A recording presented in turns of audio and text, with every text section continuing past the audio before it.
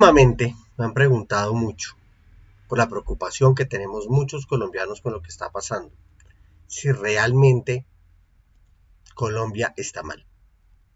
Y más allá de un juego de palabras donde el que uno puede caer muy fácilmente, esto claramente surge de una conversación con mi mamá, que cuando ella me dice que el dólar sistemáticamente ha venido subiendo y uno mira la historia de ese dólar en los últimos años, pues claramente si uno usa este indicador como la calidad de la economía, pues tiene que decir que Colombia no está bien y que sistemáticamente puede que esté mal. Más aún cuando uno se mete a hacer una compra y le dicen que de una u otra forma la tasa de conversión de un peso colombiano son 0,0024 dólares, pues evidentemente uno se asusta. Entonces, para poder contestar esta pregunta de la mejor manera, quiero tocar 12 grandes temas. Primer tema va a ser un bloque de temas macroeconómicos, hablando de la gran economía. Después paso a los microeconómicos. De ahí paso al gasto de los hogares y el bolsillo. Y sí, me toca cerrar hablando de temas políticos y todas estas cosas que nos están ocurriendo hoy por hoy en el mercado y la sociedad colombiana. Entonces, para comenzar, me quiero concentrar en tres grandes temas. Primero, mostrar que sí, la economía ha crecido. Segundo, que dependemos del mundo. Y tercero, que de una u otra manera tenemos más gasto que ingreso. Entonces, esto comienza con el reconocimiento de cuatro grandes crisis que tuvo la economía colombiana en los últimos 30 años. Tuvimos la crisis hipotecaria del año 98-99 y la gran recesión de ese momento de la economía cayó un 4,7% y todos lo tenemos presente. Después tuvimos la crisis financiera mundial, que de manera particular en Colombia fue mucho más larga y comenzó antes. ¿Por qué comenzó antes? Por el cierre de la frontera con Venezuela. Al tener el cierre de la frontera con Venezuela, nuestra industria y nuestro comercio perdieron 17.000 millones de dólares de intercambio comercial con Venezuela. Tercera crisis, la crisis silenciosa. De esta pocos nos hablan. Y esta crisis es muy importante y vale la pena detenernos un segundo en ella. En el año 2014 estábamos a 2.000 pesos por dólar, entonces mi mamá creía que las cosas estaban bien. Y de un momento a otro pasamos a 3.300 pesos por dólar. Esto pasó porque el mercado internacional del petróleo cambió y pasamos de tener una economía que tenía un ingreso por dólares, donde el barril de dólares era igual a los 100 dólares y cayó en cuestión de 2 meses a solo 50 dólares por barril. Entonces esto hizo que entraran menos dólares a la economía y se empezaron a gestar dentro de la economía colombiana una cantidad de problemas muy importantes y muy complejos que se sumaron a otros, como los paros agrícolas, como los paros camioneros, desembocados por un fenómeno del niño, es decir, una sequía gigantesca en Colombia, que nos llevó a una inflación a mediados del año 2016 del 9%, algo tan alto como lo que podríamos estar viendo este año en algún momento dado. Entonces, todo esto le fue quitando capacidad de compra a los hogares y esto remata en la implementación del IVA del 19% en el primer trimestre del 2017. Esto macroeconómicamente no causó recesión, macroeconómicamente no causó caídas, pero microeconómicamente tuvo unos impactos y los voy a mostrar más adelante. Y la cuarta crisis, pues obviamente la conocemos, la vivimos todos los que estamos en esta conversación en la que intento responder esa pregunta de si Colombia está mal, y es los confinamientos que se generaron en el año 2020 ante la llegada del COVID-19 a Colombia. Entonces, en esa historia de Colombia, ¿qué vemos? Que nuestra economía y nuestro gasto de los hogares, a los últimos datos de cierre del año 2021, han crecido sistemáticamente. Casi que la economía se multiplicó por 2,5 y el gasto de los hogares se multiplicó por un poquito más.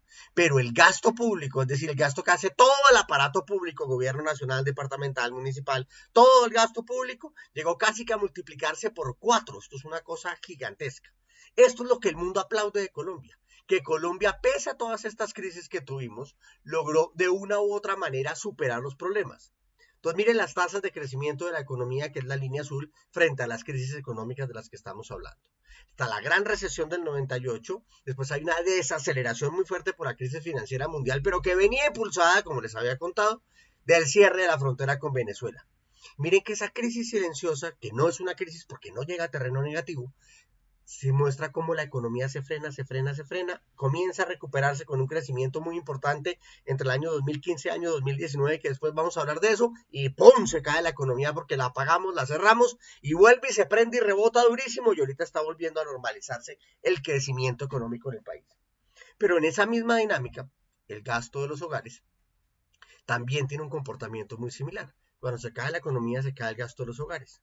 Pero de manera particular en el confinamiento se cayó menos que la caída de la economía y cuando rebotó, rebotó con muchísima más fuerza. Ese detalle obviamente es parte de la conferencia en los bloques posteriores, pero el gasto de los hogares, el consumo de cada uno de nosotros, salvó la economía en el año 2020 y en el año 2021 con unas consecuencias particulares para la economía. Y tercero, el gasto público fue espectacular. Lo que logró hacer el gasto de todo el sistema del gobierno fue mantener la economía creciendo.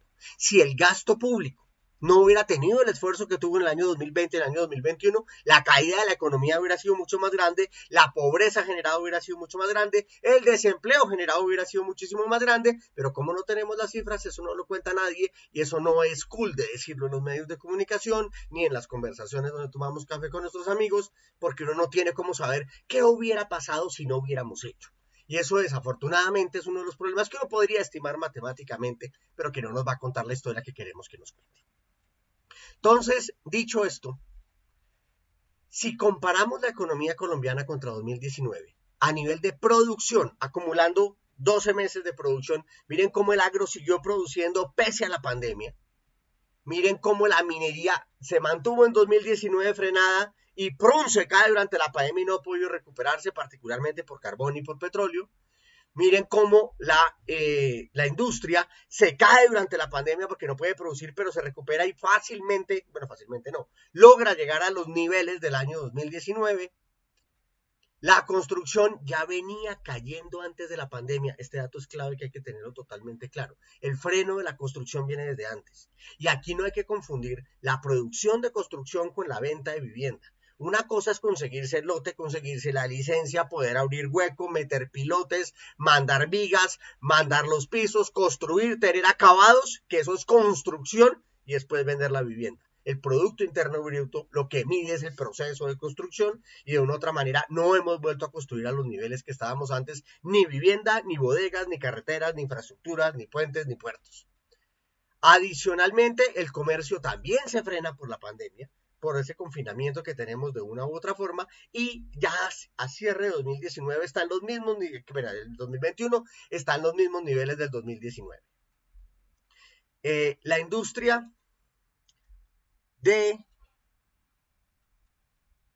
no alcanzó a leer eso.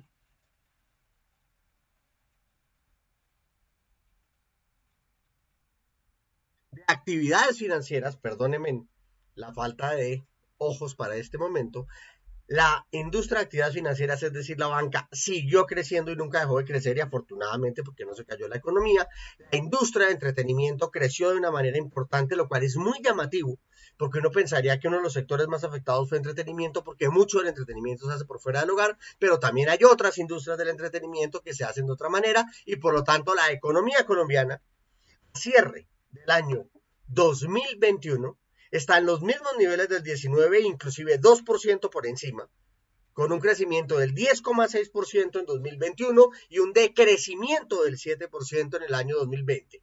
Es decir, veníamos creciendo, caímos un 7, nos recuperamos un 10, pero si nos comparamos entre el 19 y el año 2021, crecimos un 2%. Claro, hubiéramos querido crecer más, yo creo que esa discusión ni siquiera existe. Pero cuando uno revisa el scorecard de la producción en Colombia, hay dos sectores que están colgados que ya se los mencioné, la minería y la construcción. De resto, todos los otros sectores no solo ya recuperaron los niveles de 2019, sino que inclusive lo superaron. Entonces, evidentemente esto es importante. Pero cuando uno habla de la industria, de la producción, de ese mundo en Colombia, vale la pena mirar la historia.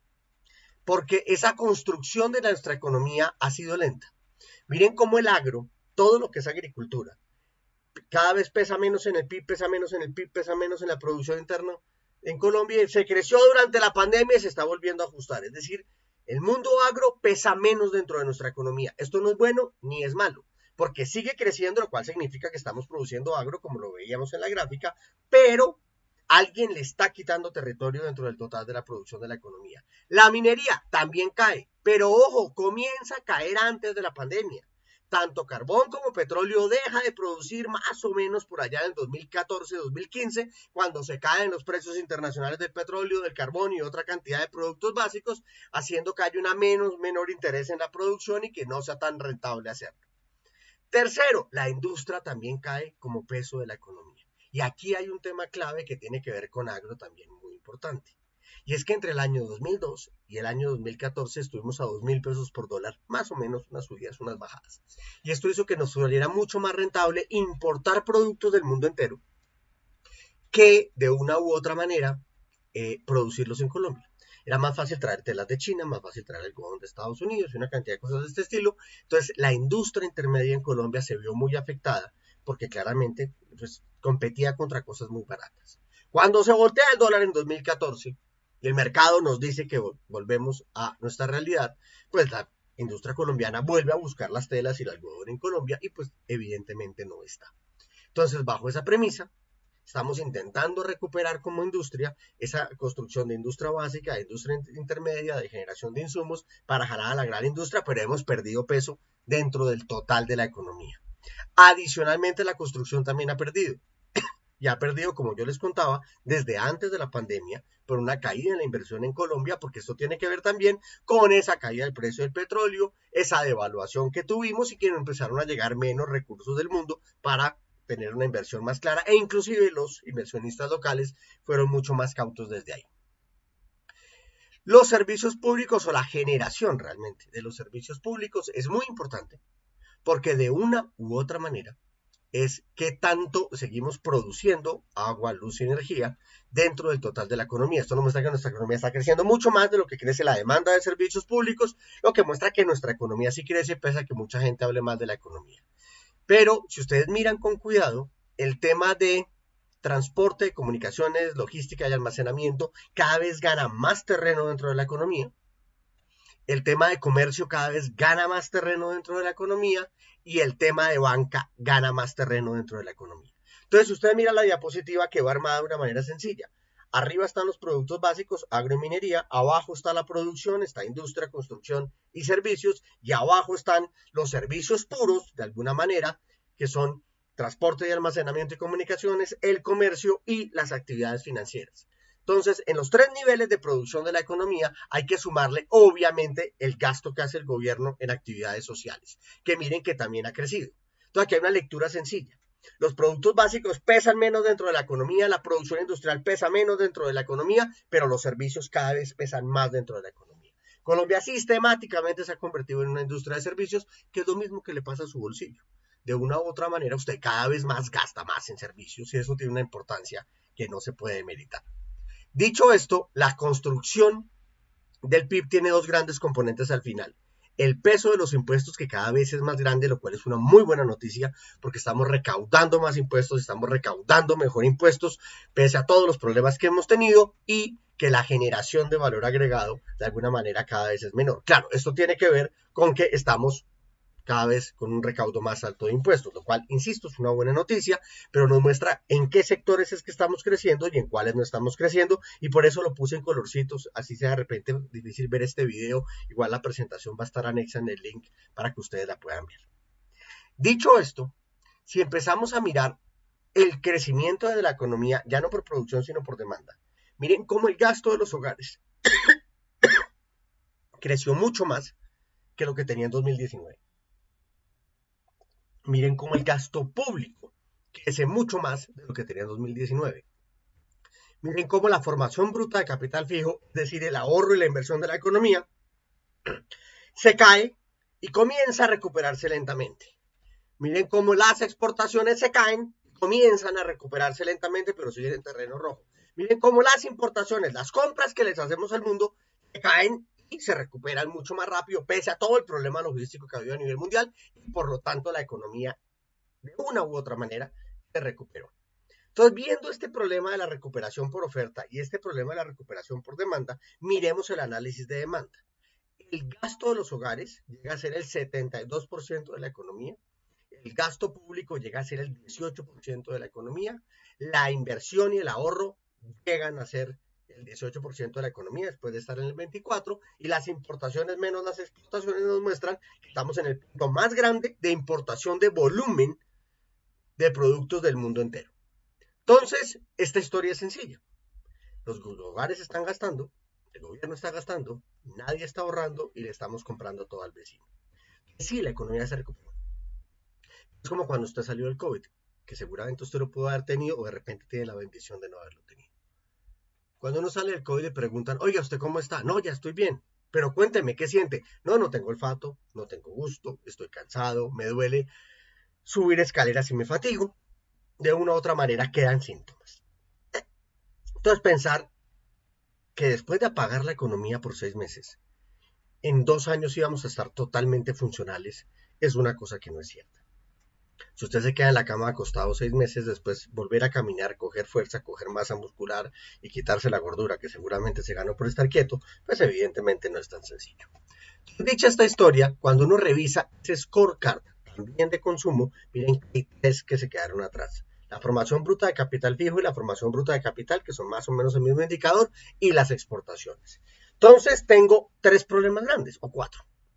Uno, la formación bruta de capital, que evidentemente tiene que ver por el otro lado con la construcción y con la minería, lo cual tiene todo el sentido. No hay inversión, entonces no hay construcción y el problema de minería. Y está el tema de las exportaciones, donde no hemos sido capaces de exportar lo que teníamos que exportar. ¿Por qué? ¿Por qué dejamos de exportar petróleo? Y esa es parte del cuento que les quiero contar. Miren, el valor de las exportaciones, valor, dólares. ¿Cuántos dólares mandamos al mundo? Es esa lineecita azul que está ahí contada. Esa lineecita azul se parte en dos. En lo que no es minero y lo que es minero, que es la línea gris. Entonces miren cómo la línea gris alta, que es la que termina así, es muy parecida al azul anterior, es básicamente las exportaciones de carbón y las exportaciones de petróleo que nos traían mucha plata. La otra lineecita son las exportaciones no tradicionales o algunas tradicionales como el banano, como el café, como las flores, hoy por hoy el aguacate, las exportaciones industriales e inclusive la exportación de servicios como servicios turísticos, tecnológicos y de call center que nos ayudan mucho. Pero esta es la historia. Hoy nuestras exportaciones tienen un valor más, están en el valor casi que más alto de la historia, lo vamos a ver más adelante, lo cual es una buena noticia. Pero si yo miro el tema del petróleo, dejamos de recibir plata del petróleo, que es la línea azul clarita, porque dejamos de exportar volúmenes de petróleo, que es la línea verde de la izquierda. Cada vez enviamos menos barriles al mundo. ¿Por qué cada vez enviamos menos barriles al mundo? Porque sacar petróleo no es fácil. Hay partes en Colombia donde sacar petróleo nos cuesta $10 porque el petróleo está muy bajito, es fácil de coger, y hay partes en Colombia donde nos toca pagar 60 o $70 para sacar el petróleo de abajo y llevarlo hasta un puerto para poder mandarlo. Entonces, si el costo del petróleo no está, el precio en el mercado no está por encima de los 70, $80 el barril, no es rentable sacarlo y es mucho mejor dejarlo quieto. Entonces, en petróleo tuvimos un problema de producción 2020, tuvimos un problema de producción 2021, pasamos de producir por allá en el 2014 1 millón de barriles al día a estar ahorita produciendo cerca de 750,000 barriles al día. O sea, tenemos una menor producción y eso hace que no estemos aprovechando el gran precio del petróleo que tenemos ahora. Segundo, dejamos de mandar carbón al mundo. Acuérdense que la linecita amarilla que sale ahí es el volumen de carbón, toneladas de carbón, y la linecita de abajo, el valor de los dólares que nos entran por carbón. O sea, de una u otra manera dejamos de mandar carbón y fue una decisión que tiene que ver con que vamos a dejar de producir carbón. Perfecto. Pero si yo estas cosas las reviso frente al café, el café, yo exportando más bultos de café y el café está a un mejor precio, entonces nos están entrando una cantidad de dólares por café. Pero entonces si yo sumo las exportaciones por volumen, no por dinero, por volumen, miren cómo sistemáticamente tuvimos un crecimiento de volúmenes de exportación y estos se cayeron. Se cayeron mayormente por petróleo, se cayeron mayormente por carbón, se cayeron mayormente por las exportaciones grandes, pero hay cosas que tenemos que empezar a sustituir en la economía. Entonces, ¿qué nos pasó al final? No aprovechamos la bonanza petrolera, no aprovechamos la bonanza minera y sí aprovechamos la bonanza cafetera. Colombia tiene una particularidad, y esto se lo tienen que haber escuchado muchos economistas y analistas de Colombia. Cuando hay una crisis siempre aparece una bonanza. Y aquí nos aparecieron 3 al tiempo, solo pudimos aprovechar una. Claro, seguramente la de petróleo este año la vamos a aprovechar mejor, se van a prender los taladros, las cosas van a empezar a funcionar y esto va a permitir una funcionalidad dentro de la economía. Hubiera sido ideal que hubiera sido mucho más rápido, pero por alguna razón que yo personalmente no la tengo tan clara, y seguramente es por cosas técnicas, pues no se hizo. Entonces, habiendo esto, miren cómo nuestras exportaciones en valor están casi que a los mismos niveles de cuando teníamos un precio de petróleo cercano a los $100 por barril, pero las importaciones están en su punto más alto de toda la historia, lo que nos deja una balanza comercial negativa. Y esa balanza comercial negativa, es decir, que todos los días salen dólares de Colombia, significa que está totalmente relacionada con el tipo de cambio. Entonces, ¿qué son las exportaciones? Que nos entren dólares porque el mundo nos compra. ¿Qué son las importaciones? Sacamos dólares porque le tenemos que ir a pagar al mundo.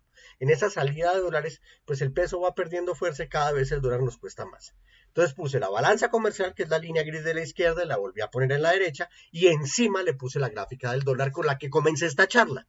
Pero la puse al revés, no la puse de 0 a 4.000, sino de 0 a menos 4.000, para que vean la relación clara de cómo entre más importemos y menos exportemos, más se va a devaluar el peso en Colombia. O sea, detrás de esto hay cosas lógicas, detrás de esto no es una decisión del gobierno de devaluar, es un mal gobierno, no. Quiten el tema político, lo quiten los presidentes, porque esa historia viene inclusive de presidentes atrás. Eso no es una cosa claramente que tenga que ver con la presidencia solamente.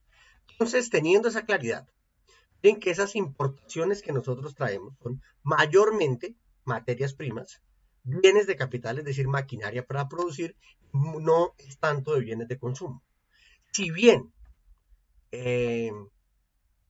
los bienes de consumo han crecido en la participación de las importaciones y se han frenado los de capital, en los últimos meses de esa grafiquita, que es una gráfica larga desde el 94 para que todos tengan más o menos la misma historia, hay un crecimiento en el valor de las importaciones de bienes básicos. Entonces, detrás de esto hay dos cosas. Primera cosa, sí estamos importando más cosas. Estamos trayendo más telas, estamos trayendo más algodón, estamos trayendo más trigo, estamos trayendo una cantidad de cosas. Pero también es cierto que esas cosas que traemos están más caras. Y al estar más caras por ese gran aumento del precio de los productos básicos a nivel global, evidentemente nuestras importaciones se ven afectadas. Si bien salimos beneficiados por el lado del petróleo, por el lado del carbón, por el lado del café, cuando traemos acero del mundo, el acero está carísimo y eso nos causa un problema. Si lo miramos a nivel de bienes de consumo, que es la lineecita amarilla de las otras dos gráficas, miren cómo durante la crisis del 98, la crisis hipotecaria, lo que más importamos del mundo fueron bienes no durables, es decir, en alguna medida alimentos, que es lo que más traemos, porque hay una cantidad de alimentos que en Colombia no se producen. O sea, básicamente Colombia no produce trigo porque a nivel de clima no somos buenos para producir trigo. Entonces, todo el pan, galletas y pasta que usted se come viene del trigo canadiense. Básicamente, ese pan que usted se come de 200, 500 o 1.000 pesos es básicamente un pan canadiense con la transformación de un panadero colombiano. Y miren que en la crisis de la pandemia nos pasó algo casi que parecido. Durante el aislamiento importamos mucho más, porcentualmente hablando, los bienes no durables que los bienes durables, pero esto se ha ido nivelando otra vez en el tiempo. Entonces, cuando uno ya le mira la tripa a la economía colombiana, empieza a despejar todas esas dudas de política, de si esto es populismo, no es populismo, de qué estamos hablando, que aquí lo importante es que tengamos claridad sobre la información que tenemos del país. Dicho esto, hay que sumarle una cosa distinta. Si bien la tasa de desempleo creció durísimo durante la pandemia, logramos que se frenara de manera importante, recuperando muchos empleos. Estamos aún cerca de 1,2 millones de empleos por debajo de lo que deberíamos estar, pero de una otra manera se ha hecho un esfuerzo muy grande. Pero si uno mira esta gráfica, claro, uno se concentra en la parte de la pandemia porque es la historia que nos están contando, pero uno mira la gráfica desde el año 2001 hasta el año 2015, la tasa de desempleo bajó y de repente crece. Y uno dice, ¿pero qué le pasó a Colombia? ¿Qué le pasó a Colombia de 2015 a 2019 que la tasa de desempleo empezó a crecer? ¿Qué le pasó a Colombia entre el año 2014 y el año 2019 que la economía le empezó a ir mejor? Ustedes van a decir, no, pero claro, es que hubo el cambio en los precios del petróleo. No, eso nos afectó realmente. Lo que pasa es que nuestra población creció.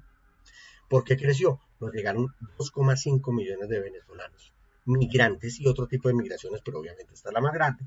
Y esos 2,5 millones de migrantes claramente causaron de una manera fuerte que el mercado se moviera, pero también el desempleo, pero también la pobreza y una cantidad de indicadores. Cuando usted mete una cantidad de población al país de 2,5 millones, que eso básicamente lo que hace es aumentar el tamaño de la población de 50 millones a 52,5, cambiar las tasas de crecimiento de población y acelerarlas por un tiempo, y que llegara a entender que el 5% de la población colombiana son venezolanos en este momento, qué pena, 5% de las personas que viven en Colombia son venezolanos, entendemos que 2,5 millones de personas es más o menos el tamaño de Cali.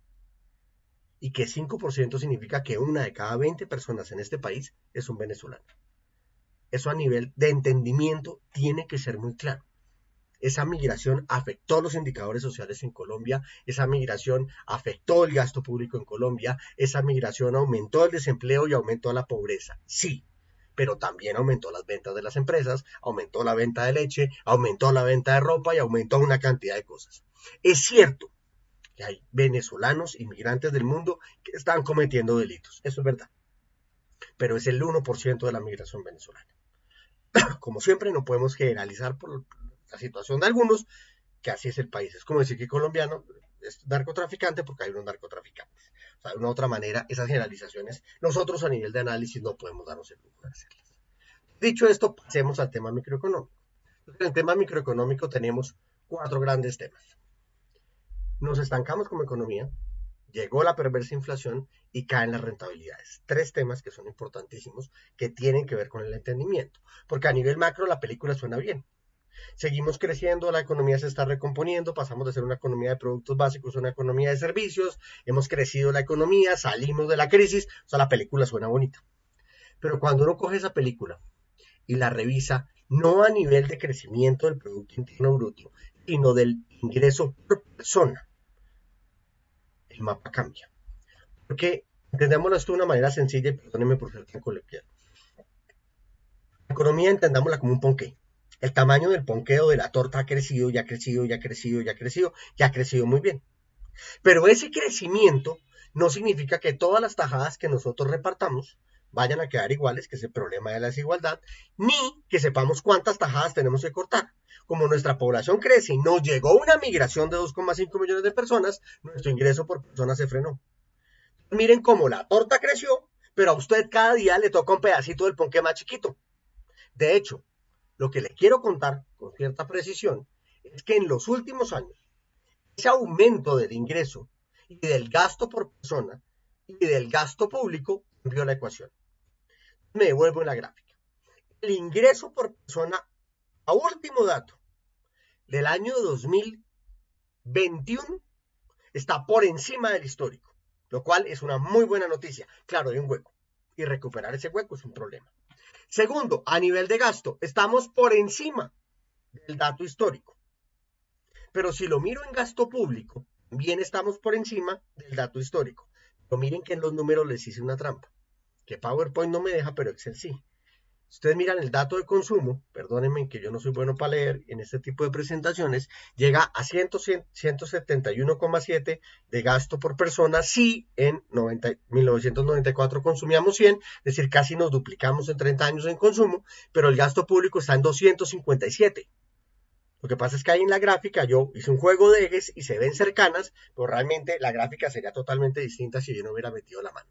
Entonces, a cierre del 2021, creció el ingreso por persona siendo el más alto de la historia, creció el gasto por persona siendo el más alto de la historia y creció el gasto público siendo el más alto por la historia. Hasta ahí, aplausos a la economía colombiana, a las autoridades, a los empresarios, a todos los que nos hemos esforzado porque Colombia sea mejor. Pero la historia es otra.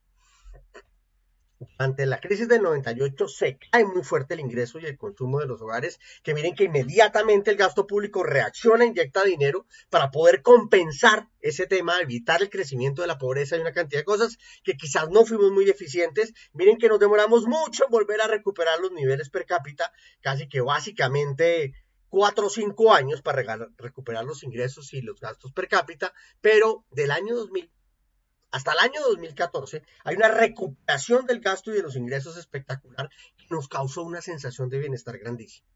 Yo he dicho en varias charlas, seguramente no han escuchado, sino aquí lo digo. Básicamente el colombiano llegó a sentirse que vivía en el sur de Miami. Estábamos a 2.000 pesos por dólar, podíamos comprar de todo, esto era una maravilla, cada 2 años podíamos comprar más y comprar más y comprar más, se reducía el desempleo, se reducía la pobreza, aumentaba la escolaridad, las cifras eran sencillamente espectaculares. Y llega el 2014, se caen los precios del petróleo, nos devaluamos, nos pega el niño, nos da una patada por todas las esquinas y entramos en una fase de estancamiento en el crecimiento del ingreso y el gasto por persona. Yo le pregunto a usted, después de crecer 10 años o 12 años consecutivos, de hecho 14 años consecutivos, su ingreso continuamente y siempre sentirse mejor, después de tener 7 años en que no crecía su gasto, a usted lo frustra. La sensación de crecimiento de gasto para usted es una sensación de bienestar. La sensación de estancamiento es una sensación de frustración. Pasamos del bienestar percibido a la frustración percibida.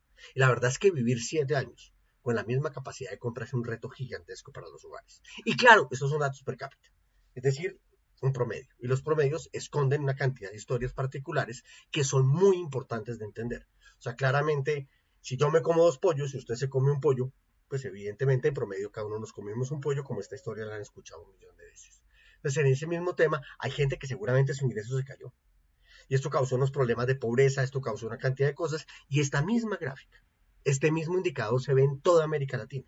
Porque América Latina se dedicó a importar de China cosas y dejó de generar empleo, dejó de generar una cantidad de cosas en el país, afectando de manera clara el entorno y por eso hay movimientos sociales en la calle. Más allá de lo político, yo sé que hay temas políticos, yo sé que hay partidos políticos, yo sé que hay líderes políticos, eso es claro. Pero que usted esté 6, 7, 8, 9, 10 años con el mismo ingreso y la misma capacidad de compra, eso frustra. Y hace que usted salga a la calle a quejarse. O sea, olvídense de los partidos, olvídense de la izquierda y de la derecha, que eso vamos a hablar del final de la charla, pero esto claramente afecta al mercado. Entonces, si bien hemos logrado récords en este tema, durante 7 años no lo tuvimos. Miren cómo la economía creció, el tamaño de la torta, pero miren la cantidad de empleos que generamos. La torta creció, pero no fuimos capaces de generar tanto empleo como el que teníamos que haber generado. Entonces, al no generar tanto empleo, pues evidentemente se nos abrió un segundo problema. No solo tenemos un problema de ingreso per cápita y de gasto per cápita, sino que no estamos generando empleo para absorber a los venezolanos que llegan, a los jóvenes que entran a la edad laboral y a la gente que necesita trabajar. A esto sumémosle todo el proceso de equidad de género.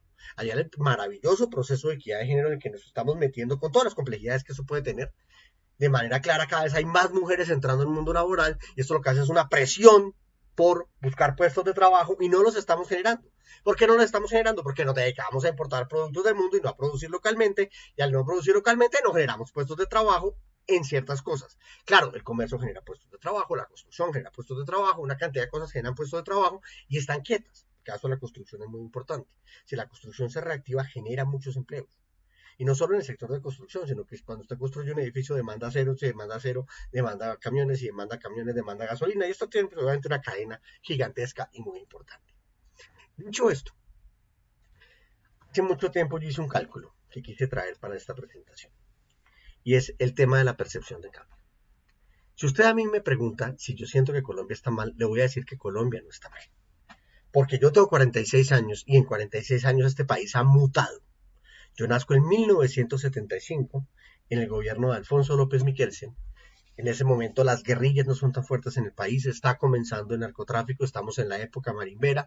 Colombia de una u otra manera tiene una economía chiquita pero funcional. Solamente 20 años después se termina, entran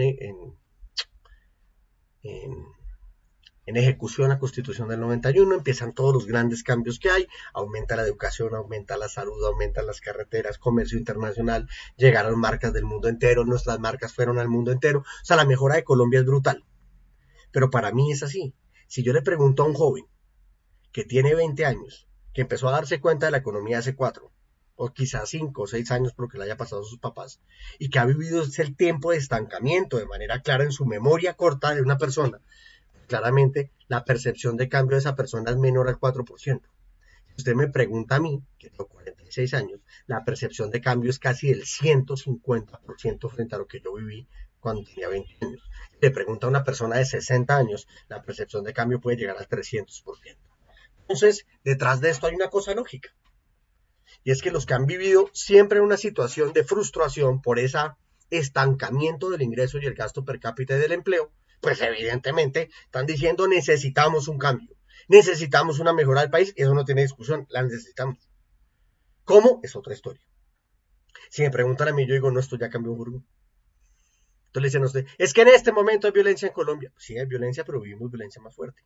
Es que en este momento hay problema de desempleo. No, tenemos desempleos mucho más complicados. Es que se está creciendo la inflación. Tuvimos inflaciones del 30%. O sea, cuando uno se puede comparar contra uno mismo en el pasado, entiende otro país. Pero al entender otro país tiene un problema gigantesco, y es totalmente claro de entender, que se refiere a que de una u otra manera, nuestra percepción de comparación es muy corta. Teniendo esto claro, metámonos a la perversa inflación. La perversa inflación ha hecho que el gasto de los hogares esté creciendo a tasas del 11% porque nos referimos al tamaño del gasto de los hogares en plata. Y como todos los meses cuestan más las cosas, el tamaño del gasto cada vez va a ser más grande. Porque el gasto de los hogares es una cosa, por su precio es igual al tamaño del gasto en esa categoría, y si sumo todas las categorías, pues tengo un ponqué gigantesco. Entonces, cuando se han dado ciertas inflaciones, como una en el 2008, la grande del 2016 del 9% que les cuento, y en la que estamos ahorita cercana al 7%, miren cómo el gasto de los hogares se cae. ¿Qué significa que el gasto de los hogares se cae? En términos reales, diríamos los económicos, o en términos de cosas, diría usted compró menos cosas que el año anterior. Pero ojo que estos no son datos por persona. Estos son datos de mercado. Entonces, esto parte de la premisa de que el mercado sigue creciendo, pero su capacidad de compra per cápita se ha reducido y claramente ha tenido una afectación. Entonces, ¿la inflación nos hace daño? Sí, a los hogares le hace la inflación daño. Miren que desde el data de Radar, no el data de DANE, evidentemente se ve que sí hubo una recesión de gasto entre el año 2016 y 2017 por la inflación que se causó y por la implementación del IVA del 19%. Entonces, el gran susto se llama inflación. Y ese susto en este momento lo que está haciendo es que, como les mencionaba, aquí es para que les quede la gráfica más cercana de los últimos tiempos, la caída de la pandemia y la recuperación del gasto. Entonces, cuando uno piensa en precios, tiene que pensarlo en varias dimensiones. A usted lo que le molesta es que la inflación del DANE no le habla, porque la inflación del DANE es muy compleja de entender. La inflación del DANE tiene dos grandes canastas, lo que usted compra todos los días y lo que no compra todos los días. Pero el DANE supone que usted todos los días sigue comprando lo mismo. Y no es el DANE. Todos los institutos de estadística suponen que usted todos los meses compra lo mismo. El Instituto de Estadística de los Estados Unidos, el Instituto de Estadística de Inglaterra, el Instituto de Estadística de China, el Instituto de Estadística de México, todos tienen la misma premisa. Suponen que usted todos los meses compra leche, compra papa, compra yuca, paga arriendo, paga servicios públicos, paga celular, compra carro, compra moto, compra ropa, compra televisor y compra colchón. Claro, eso suena ilógico. Entonces, si compra leche, pues claro, compra leche todos los meses, pero no compra un carro todos los meses. Dentro del IPC, índice de precios al consumidor, se pondera una canasta fija y se mira cómo cambia el precio de esa canasta. La cambiada del precio de esa canasta tiene que ver con los costos de producción. Entonces, esta línea azul que ven primero es el tamaño de los costos de producción de bienes de consumo final en Colombia. Miren cómo se disparó durante el año 20 y el año 21. Y el índice de precios del consumidor. Entonces, esto nos lleva a una reflexión muy importante. Cierre del año 2021. El índice de precios al productor de bienes de consumo final estaba creciendo a tasas de casi el 20%. Si crece a tasas de casi el 20%, significa que los costos de producción a cierre del año 2021 fueron 20% más caros que en el año 2020. Pero los precios a consumidor solo han subido un 7%. Igual, inmediatamente lo pueden pensar a uno. Si a los empresarios les cuesta 20% más hacer las cosas, ¿por qué solo subieron precios un 7%? Por varias razones. La primera, el empresario no puede transmitir todos los costos a los precios porque se le cae la demanda y tendría un problema gigantesco y perdería mercado. Entonces, en este momento los empresarios están perdiendo rentabilidad o vamos a ver si eso es verdad. Segundo, hay dos canastas de gasto importantes dentro de los hogares. No solo la de compras frecuentes y la de compras no frecuentes, sino la de que puede cambiar de precios todos los meses, que casi siempre son las cosas frecuentes, y los servicios que cambian de precio casi que al cambiar el año. El tema de los arriendos, el tema de los servicios públicos, el tema de salud, el tema de educación, las pensiones, las matrículas, son una cosa que le cambian a usted una vez al año. No se la cambia todos los meses sistemáticamente como puede pasar con cualquier producto agrícola o con cualquier producto como inclusive el vestuario. Entonces, solo hasta que pasara enero, febrero y marzo, que son los 3 primeros meses del año donde se gesta mucho de la inflación, es que vamos a ver que esa dinámica se dé. Entonces, dicho esto, cuando uno entiende ese hueco que hay, miren cómo la inflación le pega distinto a la canasta de los hogares. Porque hay gente que tiene ingresos altos y gente que tiene ingresos bajos. La gente que tiene ingresos bajos, casi la mitad de su canasta es alimentos, y la que tiene ingresos altos, solo el 19 o el 15% son alimentos. Entonces, si hay una inflación de alimentos, la gente lo que tiene que hacer es tomar decisiones de gasto. Si a usted le suben los precios de alimentos, no puede dejar de comer. Entonces, lo que hace es dejar de comprar otras cosas. Pero si los alimentos le pesan en su canasta el 45%, pues el sacrificio va a ser muy grande en otras categorías. Si a usted solo le pesa el 19%, pues fácilmente se va a poder adecuar. Las dinámicas de crecimiento del gasto por niveles de ingresos son distintas. Miren cómo en ingresos bajos la dinámica viene mucho más frenada en Colombia que en ingresos medios y en ingresos altos. Entonces, aquí les boto un dato que no lo monté como diapositiva, lo debería haber hecho, pero es muy potente. Más o menos, cifras redondas, el 50% de la población colombiana es de ingresos bajos. Más o menos el 40% es de ingresos medios y 10% es de ingresos altos. Depende cómo se midan las cuotas de ingreso. Pero el 25% del gasto en dinero lo hace el 50% de la población, que son ingresos bajos. O sea, ingresos bajos, que es la mitad de la población, solo hace el 25% del gasto. Y la otra mitad de la población hace el 75%. Entonces tengo dos momentos de la economía colombiana que siempre los he tenido. Una población que sigue aumentando su gasto, sigue aumentando su endeudamiento, sigue recibiendo beneficios por sus capacidades que tiene acceso a la educación, tiene acceso al empleo, tiene acceso a la... Y una segunda población que no tiene todos esos accesos y que claramente está teniendo un golpe en este momento en su dinámica de gasto adicional a la migración venezolana que agranda esa población. Dicho esto, miren cómo ese índice de precios, de costos de la industria creció. Los bienes producidos en Colombia también crecieron y toda la inflación es distinta. Porque la gráfica es diferente a la que presenté antes, porque le quité los servicios. Yo no puedo hacer un análisis de costos quitando los servicios. Igual, si me doy cuenta, el IPC de consumo a cierre del año pasado estaba creciendo cerca de un 15%, el dato anterior ya era para enero, 15-16%, y la inflación de esos productos era del 12%, es decir, nos ha transmitido todo. Pero si ustedes miran las tres lineecitas, históricamente tienen tendencias parecidas. Entonces esto nos está anticipando que la inflación va a seguir subiendo. Y va a seguir subiendo porque los costos de producción están muy altos. Y los costos de producción están muy altos porque los insumos a nivel están muy altos. Y van a seguir subiendo porque aumentamos los salarios en Colombia, tanto el salario como el salario mínimo, y esto va a causar una mayor presión en los costos de los empresarios. Entonces estamos en una situación que no es fácil. Y esta situación que nos deja una caída en las rentabilidades de las compañías. Entonces, a un nivel de rentabilidad que tenían las compañías, un nivel del 100% de rentabilidad, o sea, el valor de su rentabilidad era el 100%, miren cómo sistemáticamente ha caído desde el año 2020 hasta el año 2021, porque no han podido transmitir todos sus costos, las empresas están dejando de ganar dinero y esto evidentemente se ve en ese aumento de los costos, la menor transmisión a precios y obviamente la caída de la rentabilidad. Aquí hay una pregunta lógica y es, ¿cuánto tiene que ganar un empresario? Entonces algunos le pueden decir a ustedes que tiene que ganar el 20%, el 10%, el 5%. La verdad sea dicha, los empresarios en Colombia tienen márgenes muy pequeños.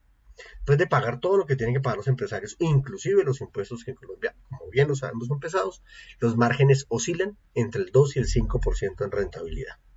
Y uno cree que esa es una cifra muy grande. Claro, si yo soy una compañía que vende 6 billones de pesos, o digamos 10 billones de pesos, por hacer las cuentas rápidas, una empresa que venda 10 billones de pesos con una rentabilidad del 5%, pues claramente esa persona de una u otra manera tiene utilidades por orden de los 500.000 millones de pesos. Eso es un dineral, cierto. Pero esos 500.000 millones de pesos de esa empresa que me estoy inventando en la cabeza, menos de la mitad se le devuelven a los accionistas. El dinero se queda en las empresas para poder hacerlas sostenibles, hacerlas más eficientes, que trabajen mejor y se puedan mantener en el tiempo.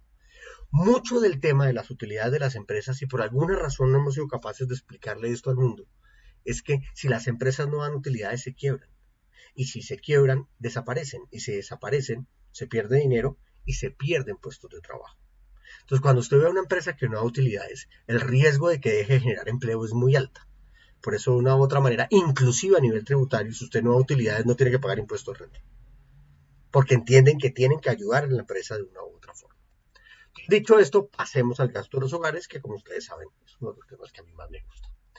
Dicho esto, las 4 crisis modelaron nuestra economía. Entonces, miren cómo el tamaño de la economía, la torta, de la economía es la línea azul, la torta del consumo es la línea naranja. Insisto, estos son índices suponiendo que 1994 es 100. La pregunta es, ¿qué nos pasó en los últimos años? Los bienes no durables, que es lo que no dura, las compras frecuentes, la leche, los medicamentos, ese tipo de cosas que usted compra y se consumen inmediatamente, crecen mucho menos que todo el gasto, lo cual significa que estamos gastando en otras cosas. Pero miren que durante las crisis esta es una categoría que casi no se mueve, a excepción del aislamiento del 2020. Al usted quedarse en su casa, no le quedó otra opción que aumentar el tamaño del mercado, que comprar más alcohol, que comprar tapabocas, que comprar una cantidad de cosas. Entonces las compras no frecuentes crecieron y se han mantenido arriba por una cantidad de razones que vamos a intentar explicar más adelante. Los semidurables sufren ante las crisis. En la crisis del 98, miren cómo se cae. En el final de la crisis financiera, mire cómo se desacelera. En la crisis silenciosa no tiene un gran problema, pero en la pandemia la caída de los semidurables fue brutal. Pero miren el rebote tan alto que hace. La gente salió a comprar ropa porque no compró ropa todo 2020, necesitaba comprar ropa, esto fue una locura. Pero el boom grande que estamos viendo es en durables. ¿Qué es un bien durable? El que dura. Los carros, las neveras, los computadores, los televisores, los celulares, los colchones, los muebles. Todo este tipo de cosas. Y si ustedes miran, eso tiene un ciclo. Y ese ciclo tiene lógica, porque usted compra un carro este año y no vuelve a comprar carro en 3 años. Usted compra una nevera, no vuelve a comprar nevera en 3 años. Usted compra un colchón, no vuelve a comprar colchón en 7 años. Usted compra el sofá de la sala y quién sabe cuándo vuelve a comprarlo. Entonces, cuando usted compra ciertas vainas, pues esto se demora en tener frecuencia de compra. Por eso se ven que hay unos ciclos. Y esos ciclos nos están contando que estamos en un super ciclo de gasto de los hogares. Si ustedes miran la grafiquita, no digan que Camilo Herrera dijo esto, que estas cifras que son del DANE están locas. No, miren la gráfica. Estamos en un momento que nunca habíamos visto de gasto en bienes durables, que tiene explicación en 3 factores fundamentales. En adición, los bienes que el gasto en servicios se mantiene relativamente plano con la caída propia que tuvieron todos en los aislamientos, porque en servicios usted no puede ir a restaurantes, no puede coger un avión, no puede montarse una flota, no puede coger un taxi, no puede ir a un concierto, no puede ir a un bar. Listo, perfecto. ¿Qué hace que esto pase? Miren los crecimientos. La economía cae en la crisis hipotecaria y cae en la pandemia. El gasto de los hogares cae en la crisis hipotecaria y cae en la pandemia. Los no durables nunca caen. Caen un poquitico por allá en la hipotecaria, pero básicamente nunca caen. Y al contrario, durante la pandemia se dispararon, que es lo que les estaba contando. Los semidurables, siempre que hay recesión, caen. Una caída grandísima, la más grande de todas durante la pandemia, y un rebote gigantesco que es el que veíamos. Los durables, miren la caída que tuvo los durables durante la crisis hipotecaria. Es más grande que la que tuvimos durante el aislamiento. Ese dato es muy importante de entender, porque significa que la profundidad de la crisis que tuvimos en el 20 no fue tan grande ni tan compleja para los hogares como la que tuvimos en el 98. Pero claramente esta historia no nos la cuenta. Y dicho esto, los servicios tampoco tienen grandes cambios, obviamente por la pandemia hay una distorsión. Entonces, ¿qué nos está haciendo gastar tanto? Yo veo 3 cosas fundamentales detrás de esto. Lo que los hogares están teniendo son los comportamientos nuevos que están redefiniendo su bolsillo. Entonces, al igual que miramos el PIB por demanda y el PIB por oferta, miren cómo los bienes no durables, los compramos todos los meses, se han mantenido dentro del bolsillo de los hogares históricamente con una crecida grande durante la pandemia y se frenaron. Los semidurables siguen creciendo sistemáticamente dentro del bolsillo porque hemos mejorado nuestra capacidad de ingreso y no solo tenemos que comprar comida, sino que ya podemos comprar ropa, podemos comprar libros, podemos comprar una cantidad de cosas importantes. Los durables han crecido de manera importantísima, casi que duplicando su peso en el bolsillo, mostrando la mejora de la calidad de vida de los hogares en Colombia. Eso es un tema muy importante. Y a nivel de servicios, depende del momento, los servicios van y vienen por la cantidad de servicios que podemos tener y cómo nosotros los ejecutemos. Pero miren cómo en esta grafiquita le cuenta uno la película. Tal vez necesita una voz que les ayude a leer esto. La mejora en la calidad de vida, del bienestar percibido de los hogares, es que cada vez tenemos que meterle menos del bolsillo al mercado y más del bolsillo a lo que queremos comprar. Ese es el gran indicador detrás de esto a nivel de bienestar percibido. Entonces, ¿qué motores nos jalaron? El primer motor fueron las compras de venganza. Salimos de un 2020 donde no pudimos comprar y necesitábamos comprar. ¿Qué significa que necesitamos comprar? eh, humanamente, y aquí hablo de biología, necesitamos cazar o recolectar porque es una cosa que llevamos haciendo más de 85.000 años. Libera endorfinas y oxitocinas que nos dan un nivel de satisfacción importante. No hacerlo nos frustra, sobre todo si estamos acostumbrados a hacerlo. Eso es una cosa que dificulta. Y segundo, eran cosas que tuvimos que salir a comprar y recuperar de una manera fuerte. Gran caso aparte, Navidad del año pasado, del año 2021, que fue un boom de gasto espectacular que vamos a ver más adelante. Segundo, temor a aislamientos. La gente en el año 2020 y en parte del 21 entendió que los pueden encerrar. Entonces cambió mucho de su comportamiento de compras y sus rituales de consumo. Si yo a usted le digo, oye, almorcemos la otra semana, usted me va a decir, no, la otra semana no, mañana, porque no sabemos qué va a pasar la otra semana. Entonces, se anticipan muchas cosas por ese fenómeno de aprendizaje de aislamientos. Y tercero, como usted ya seguramente lo supone, han aumentado tanto los precios y la inflación que claramente la gente va a decir, yo compro antes de que los precios estén altos. Entonces, yo no había comprado, puede que no me dejen comprar y necesito comprar antes de que sea más caro. Esos son tres motores demasiado grandes para que la gente no hubiera salido a comprar y generar ese super ciclo de gasto del año 2021, sobre todo en el último trimestre. Entonces, esta carreta que va, el gasto de los hogares está creciendo de manera importante. La canasta de alimentos comienza a crecer después de una desaceleración que tuvo obvia por el crecimiento del 2020. Vivienda también está en terreno positivo. Moda, como buen semidurable, está en su mejor momento en las mediciones que hacemos con el Mix Moda hace más de 15 años. Salud se cayó. Entonces van a decir, ¿qué le pasó a la salud? Que creció mucho antes. Cuando usted crece mucho va a caer. Eso es una cosa inevitable. El mundo de educación cayó, se recuperó y se ha logrado mantener de una manera muy importante. Entretenimiento y transporte, comunicaciones se cayeron y se recuperaron. Gastos varios donde está todo el tema de aseo personal y desinfección, que fueron los alcoholes y todo lo que compramos en el 20, pues obviamente a 21 tenía que haber caído. Entonces, si ustedes miran, los grandes perdedores del 20 fueron los grandes ganadores del 21. Esto no tiene nada nuevo, lo que les estoy mostrando son cifras que tenían que ser así, esto es lo que se llama una validación de datos. Mi instinto me decía que lo que cayó en el 20 se iba a crecer en el 21, eso pasó. Lo que creció en el 20 iba a caer en el 21, eso pasó. Listo, el instinto funciona. Y no solo funciona en eso, funciona en que lo que está creciendo son los semidurables y los semidurables, que fueron los perdedores del año 2020. También funciona a nivel de frecuencia. Lo que hoy estamos comprando más son los no frecuentes, lo que no compramos todos los días, como la leche, ese tipo de cosas. También funcionan los lugares de compra. Los centros comerciales están disparados porque se cayeron de una manera muy importante durante el año 20 y tiendas de barrio y grandes cadenas están teniendo una atracción totalmente distinta. Esto ustedes ya lo entienden. Ahora me quiero meter al bolsillo del hogar. Usted, si fuera un colombiano promedio, si es que existe un colombiano promedio, que eso no existe, el 32% de su gasto sería alimentos, el 23% sería salud, cerca del 3% sería a ropa, el 4,5% a educación, cerca del 5,6% el 4,5% a salud, el 5,6% a educación, cerca del 3%, un poquito más del 3,2%, 3,2% a entretenimiento, cerca del 16% a transporte y comunicaciones y el resto a gastos varios. Esa es su estructura de bolsillo. ¿Cómo se gasta usted 100, 1.000, 1.000.000 de pesos, como usted lo quiera decir? ¿Qué causó el crecimiento? La moda, que pesa 2,8 dentro del bolsillo de los hogares, causó el 47,6 del crecimiento del gasto de los hogares. Y el transporte y comunicaciones, que pesa 16, causó el 51.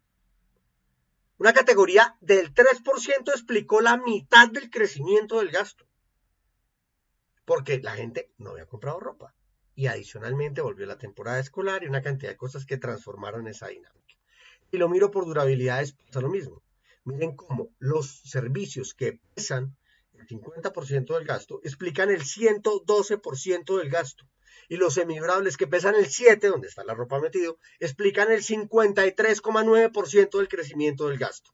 Entonces, por donde yo lo mire, hay unos motores que están jalando el gasto, apalancados en esos tres fuerzas que les hablaba de venganza, confinamientos y evitar precios altos. Entonces, si yo reviso, hace crecer el gasto de los hogares en Colombia. Evidentemente, antes de la pandemia, los no durables, el mercado era muy importante. Durante la pandemia, los semidurables no sirvieron, fueron muy importantes el año pasado. Los durables no sirvieron, fueron muy importantes el año pasado. Y los servicios que se cayeron profundamente durante el año 2020, porque nos encerraron en la casa y muchos de los servicios son para consumir por fuera de la casa, pues evidentemente crecen en el 21. O sea, hasta el momento todo lo que les he dicho encaja en una historia que cuenta cosas importantes. Yéndonos ya al corto plazo, ¿cómo nos fue en enero? Enero es un dolor de cabeza, porque enero reúne todas las cosas en el mismo mes. Diciembre tuvo un crecimiento de gasto importante, diciembre del 21 frente al año del 20, pero el crecimiento de la canasta de Navidad supera el 40% en valor. Es decir, los hogares gastaron 40% más en diciembre del 21 en cosas de Navidad, cenas, regalos, decoración, entretenimiento, turismo y vacaciones que en el año 2020. Más del 40%. Entonces ahí los hogares gastaron mucha plata. Entonces les voy a contar el problema de enero. Enero siempre cae frente a diciembre. Si yo comparo el gasto de enero frente a diciembre, pues sí, perdón, siempre va a ser menor. Eso es lógico. En diciembre gasta en enero, no. Listo. Ese mayor gasto de diciembre hace que enero sea difícil. La última vez que un colombiano recibe ingresos es más o menos el 20 de diciembre, cuando se le pagan sus ingresos, sus honorarios, lo que se les tenga que pagar, primas, bonificaciones, dependiendo si es formal, si no es formal, si es independiente, si tiene salario mínimo, no lo tiene. Obviamente esto es una cantidad de cosas distintas. Le entregan la planta el 20 de diciembre y solo le vuelven a entregar planta casi que hasta el 30 de enero. Son 41 días sin ingresos, donde usted se gasta todo el dinero en Navidad, cambia de año, suben todos los precios que en enero del año 2022 subieron de manera muy fuerte, el crecimiento de precios más grande que hayamos visto por lo menos en los últimos 10 años. En enero puede inclusive que sea más. Entran los niños otra vez al colegio, entonces hay un gasto en temporada escolar muy importante y de una u otra manera ese aumento del salario que nos va a ayudar a compensar todo solo llegó hasta final de mes. Entonces la cuesta de enero del 2021 fue durísima. Durísima es que no hubo grandes capacidades para reaccionar. Si comparamos enero contra enero, seguimos creciendo. Si comparamos febrero, enero contra febrero, enero, es decir, 12 meses de crecimiento, de una u otra manera, estamos creciendo. Pues lo que nos muestra es que se va a ir desacelerando el gasto porque ya siguieron los grandes gastos. ¿Qué grandes gastos? Usted ya compró carro el año pasado, no va a comprar carro este año. Usted compró televisor el año pasado, no compró televisor este año. ¿Cuál es el trabajo de la industria de vestuario, de la industria de electrodomésticos, de la industria de vehículos? Lograr que los que no compraron el año pasado compren este año. Hay que identificar quiénes hicieron rotaciones de producto, a quiénes se les ha desactualizado la maquinaria, a quién necesita ropa y ese tipo de cosas, que es donde está el negocio. Entonces, ¿de dónde sale toda esa plata? Los hogares están gastando y gastando y gastando y gastando y la economía está creciendo y está creciendo, pero ¿de dónde sale toda la plata? Entonces, primer mensaje importante, la tasa de desempleo ya se niveló. Y si la tasa de desempleo se ha ido nivelando, eso significa que hemos generando empleo. Y comparamos el empleo en el que estamos frente al que teníamos en 2019, estamos a 1,2 millones de empleos de recuperar el empleo. Está mucho, 1,2 es una cantidad gigantesca, pero es que caímos 5,5 millones. O sea, ya recuperamos básicamente 4,3 millones de empleos en más o menos un año. Es un récord nunca antes visto en la economía colombiana. Segunda fuente de ingreso, claramente la capacidad de compra del salario. No solamente es un tema del empleo, sino de que el salario aumentó su capacidad de compra. Sistemáticamente el salario mínimo ha aumentado su capacidad de compra en Colombia. Y si ustedes miran la lineecita azul es cómo sube el salario mínimo en los últimos años y la lineecita naranja es quitándole a la inflación qué tanta capacidad de compra tiene ese salario. Si ustedes miran, le arranca el año, pierde capacidad de compra, vuelve y arranca, pierde capacidad de compra, vuelve y arranca, pierde capacidad de compra. Pero la grafiquita de la derecha acumula 12 meses para evitar esos ciclos que se ven normales. Miren cómo sistemáticamente ha crecido el salario en Colombia y creció muchísimo en el 21 a nivel de capacidad de compra porque la inflación fue muy baja. Claro, 2021 causó un problema grande. Entonces, uno revisa esa variación de los salarios y la variación anualizada de los salarios. De una u otra manera, en este momento la capacidad de compra del salario sigue en los mismos niveles de hace un año, lo cual es una muy buena noticia y esperamos que esto siga en estos niveles de una u otra forma. Entonces, ese aumento de desempleo una historia importante y es la tasa de pobreza. La tasa de pobreza monetaria se mide por la cantidad de ingreso que recibe un hogar al mes. Entonces, si su ingreso estuvo entre tanto y tanto, usted es pobre. Eso depende del año, entonces no me voy a meter en el número, pero miren cómo la línea azul me mide la cantidad de personas que están bajo línea de pobreza y la línea amarilla la tasa de desempleo, que no es la cantidad de personas que no tienen empleo del total de la población. Son dos indicadores distintos, pero la tendencia es lo importante. Miren cómo se reduce el desempleo, se reduce la pobreza. Se reduce el desempleo, se reduce la pobreza. Llegan los venezolanos. Miren cómo empieza a crecer la pobreza. Inmediatamente. No ha entrado pandemia. Aquí no ha entrado pandemia. La pobreza empieza a torcerse con la llegada de los venezolanos, evidentemente esto causa unas afectaciones, la tasa de desempleo se deteriora, llega la pandemia, deteriora lo que sea, y en lo que sabemos hasta cierre del año pasado, seguramente la pobreza se haya reducido de manera importante. Vía ingresos tenemos un tema grande. ¿De dónde está viniendo la plata? El decrecimiento del gasto en tamaño de valor de la torta, del 9% en el año 2021, muestra cómo no viene por salarios y rentas y ayudas del gobierno que se cayeron frente al año 2020, que obviamente una cantidad de ayudas, hubo mucho más salarios y después se perdió más empleo. Viene de remesas y viene de créditos que los hogares tomaron. Revisemos esto con calma. Hace más o menos 15 años, el 90% del financiamiento del gasto de los hogares era por salarios. A 2021 es el 70%. Las remesas eran el 3% de la financiación del gasto y son casi el 4%. Y el crédito pasó de ser el 6% a ser el año pasado el 27% de la financiación del gasto. Entonces, aquí quiero romper un mito. Tan pronto usted escuchó esto, usted dijo, los colombianos están sobreendeudados, esto es una locura, la gente no tiene cómo reaccionar, no, que hay responsabilidad de la banca, ¿por qué la gente no sabe manejar la tarjeta de crédito? Cálmese, respire y tome aire. Revise la gráfica. Sistemáticamente esto ha venido creciendo. Y eso significa que cada vez hay más personas con productos bancarios, cada vez hay más bancos y fintech y este tipo de organizaciones, y cada vez hay más productos financieros. Si esto hubiera sido de un año para otro, le entiendo el escándalo. Pero cuando usted ve que esto es una película lenta, lo que pasa es que el sistema financiero en Colombia está madurando.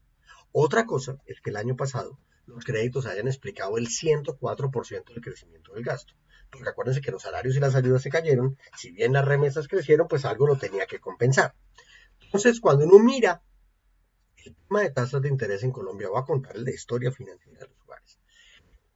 El tema de las tasas de interés nos muestra que el Banco de la República sube y baja tasas para reactivar la economía o para frenarla.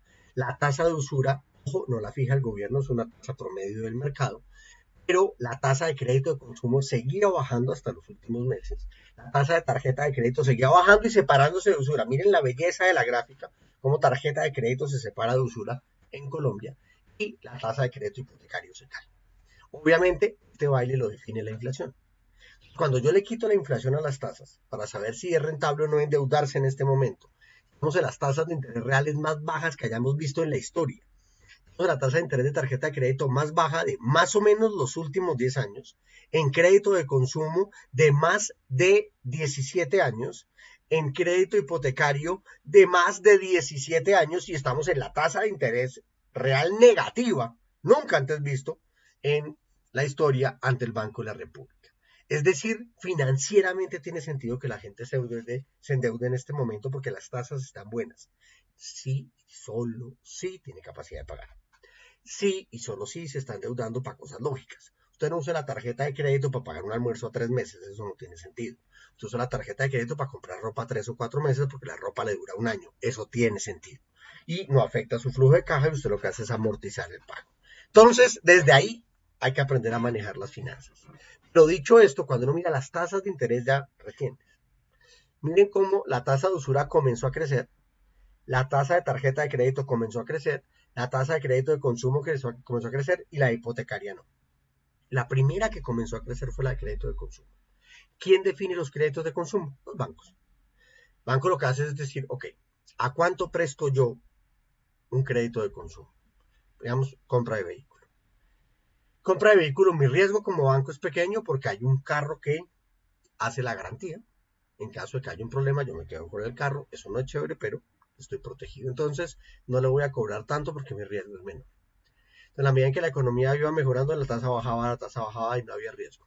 Pero los bancos comenzaron a percibir riesgo porque comenzó a aumentar el desempleo, empezó a aumentar una cantidad de cosas y desde mitad del año pasado, del año 2021, comenzaron a subir tasas. Este dato que les estoy dando es fundamental porque quiero llevarlos a una discusión que ustedes han escuchado continuamente en el día a día del mercado. Y es que el Banco de la República sube tasas para reaccionar ante la inflación, que claramente la inflación está creciendo y el banco tiene que subir tasas para compensar esa inflación.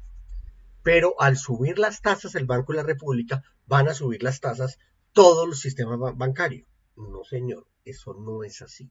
El sistema bancario sube tasas de otra manera. Inclusive miren, subieron tasas de consumo antes de que las subiera el Banco de la República. Esta gráfica es clara para entender esa historia. Y si uno lo puede ver, esto está en los últimos años. Miren, la dinámica de las tasas del Banco de la República no está tan relacionada con la tasa de interés, con la tasa de inflación, que es una de las cosas que se dice. Históricamente, la línea azul casi siempre está por encima de la línea verde, porque lo que intenta es, de alguna manera, hacer que el mercado funcione. Cuando la tasa de interés, la línea azul, está por debajo de la línea verde, el Banco de la República le está diciendo a la economía, reactívese, reactívese, reactívese, reactívese, es como si estuviera dando respiración boca a boca, reactívese, que es donde estamos ahorita en tasas de interés negativas. Si usted mira el crédito de consumo, se comporta más con la inflación que con el Banco de la República. Lo mismo le pasa a la tarjeta de crédito, lo mismo le pasa a la tasa de usura y en alguna medida a la tasa hipotecaria que está directamente relacionada con la inflación. Entonces, tumbemos el mito por ahora de que cuando el banco sube tasas van a subir las tasas. Las tasas inclusive suben antes. Y eso es lo que pasó, entonces tengámoslo como un hecho real. Dicho esto, en este momento el tamaño de la cartera de los hogares es mucho más grande que antes de pandemia. Antes de pandemia era el 43,9% del ingreso anual de los hogares. Hoy es el 45,7%. Pero si ustedes ya miran, lo que hace es seguir la línea que tenía que seguir. Entonces dice, no, cada vez hay más hogares endeudados, cada vez hay más deuda, la deuda es mala. La gente sigue con la idea de la palabra deuda. Deuda es quizás el error de marketing más grande que ha cometido la banca de decir que esto es una deuda. No es una deuda, es un crédito. A usted el banco le da crédito porque cree en usted. Deuda es una palabra negativa que hace que usted construya pensamientos negativos sobre un proceso que le ayuda a mejorar su calidad de vida, le facilita la vida y que uno debería tener un relacionamiento totalmente distinto con el producto financiero. Pero una cosa es el tamaño de la deuda y otra cosa es cuánto paga usted al mes. Dentro de su bolsillo, mes a mes, usted está designando más o menos el 16,5% en el promedio del año. Aquí están los datos de diciembre que son más bajitos, porque está la prima y todo ese tipo de ingresos. Pero cerca del 16,5% del ingreso mensual de los hogares se va a pagar deuda. Y miren que ese dato es constante. Entonces no está afectando a los hogares en una pérdida de ingreso disponible. De hecho, la calidad de la cartera en este momento en Colombia, hasta últimas cifras publicadas por la Superintendencia Financiera, muestran que estamos en una mejora de cartera inclusive y no hay tanta cartera vencida. Entonces todo nos está diciendo la deuda es buena, está bien puesta y de una otra manera la situación está funcionando bien. Dicho esto, acabamos el año. Una inflación alta, sí, mayormente en alimentos, porque miren que en ropa la inflación es casi que cero. Entonces, no es una cosa que uno pueda homogeneizar. Ese aumento en inflación de alimentos le pega al bolsillo de los hogares. ¿Por qué le pega al bolsillo de los hogares? Aquí hay 5 ciudades planteadas que ustedes pueden ver en la presentación. Insisto, bajen la presentación del link abajo que está, donde ustedes ven cómo alimentos sistemáticamente crecen en el bolsillo de todas las ciudades. Pasa del 30 al 32, del 27 al 30, gana 2 o 3 puntos dentro del bolsillo porque los alimentos cada vez están más caros. Y usted no deja de comer, usted tiene que mantener el gasto en alimentos. Entonces, cada vez que usted tiene que pagar más por alimentos, lo que hace es que deja de comprar ropa, deja de tomar gaseosa, deja de hacer una cantidad de cosas porque se ven afectados por ese mayor precio de los alimentos. Entonces, contada esa historia, metámonos a nuestra cotidianidad de mercado. ¿Cada cuánto hacemos una misión de compra? Es decir, usted cada cuánto sale a hacer una compra. Según las estadísticas agregadas en Colombia, estamos hablando que para el 2021, cada 5 días, 4.9 días, estábamos haciendo una compra. Miren que el indicador se está alargando. Eso tiende a ser un indicador positivo. Y si lo miramos el mes a mes, de todo el año pasado y del año antepasado, este indicador comenzó a acelerarse. Es decir, la gente no tenía que hacer compra todos los días, todos los días, todos los días, todos los días, sino podía darse ciertos tiempos. Eso significa que hay una mejor calidad de ingreso. Claro, no en todo el mundo. Reitero, cuando miren unas cifras agregadas, está cayendo en la maldita trampa de olvidarse de que hay gente que no lo hace. En ese sentido, los colombianos compramos en dos canales. Aquí sigo hablando de misiones de compra, no estoy hablando de dinero, no estoy hablando de cantidad de cosas que usted compre, sino cantidad de veces que usted va a hacer una compra. Normalmente vamos al canal tradicional. ¿Qué es el canal tradicional? La tienda de barrio, la bodega, el changarro, la plaza de mercado, el vendedor ambulante, donde tenemos un nivel de transacción de menudeo, donde podemos regatear precio, donde podemos pedir ñapa, palabras que nos encantan, y donde no hay una estructura rígida sobre el stock de productos y sobre el precio. Yo con el tendero de precio puedo negociar el precio. Con el cajero de una gran cadena no puedo hacerlo. Pero miren lo que pasa en Colombia.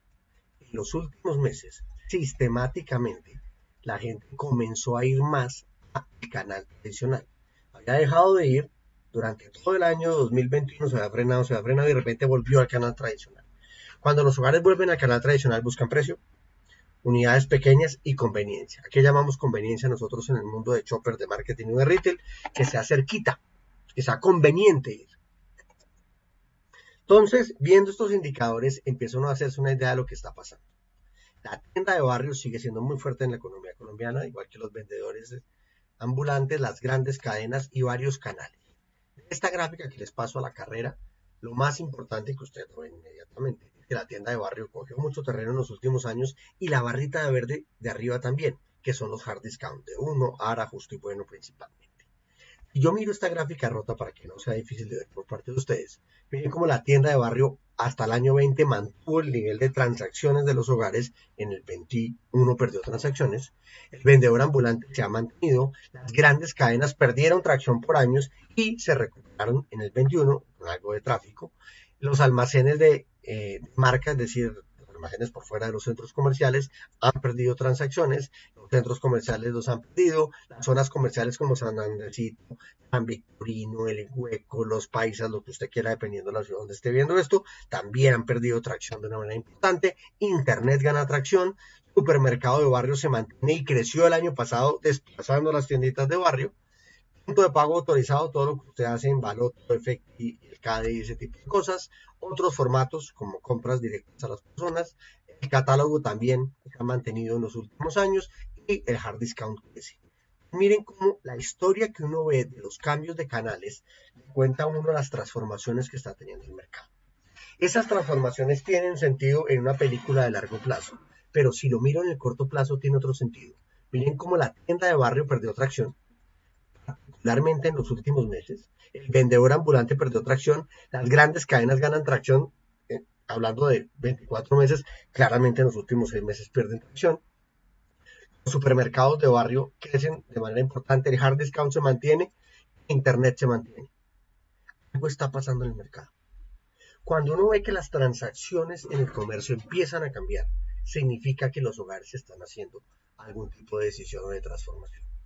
Entonces, Radar desde hace mucho tiempo con el profesor Howard Moskowitz hicimos un ejercicio de mindset para entender cómo son los compradores en Colombia y determinamos 3 grandes mindsets o aproximaciones de un problema en el momento de comprar. ¿Compramos por precio? ¿Compramos por oportunidad o compramos por valor?